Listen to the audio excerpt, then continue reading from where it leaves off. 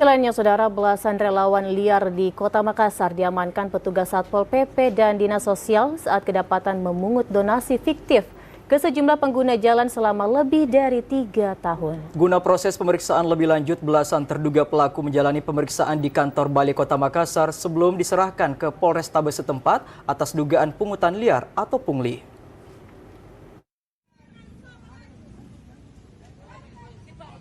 Mengatasnamakan sebagai relawan namun tidak terdaftar di Kesbangpol pemerintah Kota Makassar, belasan pemuda di Kota Makassar ini diamankan oleh Satuan Polisi Pamong Praja serta Dinas Sosial Kota Makassar setelah sebelumnya beraksi selama 3 tahun di jalan raya sekitar Masjid Raya. Mereka memungut donasi atau sumbangan ke pengguna jalan dengan dalih akan disumbangkan ke salah satu warga di Kota Makassar yang sakit. Namun hasil penelusuran Dinas Sosial Kota Makassar serta Satpol PP, donasi hasil sumbangan pungutan para terduga pelaku diketahui untuk kepentingan pribadi dan kelompok.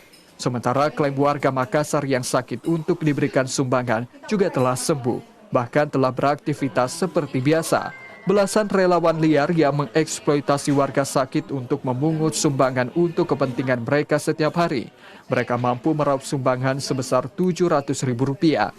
Legalitas, mereka tidak ada izin, terus mereka melakukan pungli. Kenapa kami menganggap mereka melakukan pungli? Namanya relawan. Berarti setiap pungutan itu harus diserahkan sepenuhnya kepada pihak korban, harusnya kan. BAP dulu di Satpol PP untuk mengambil keterangan.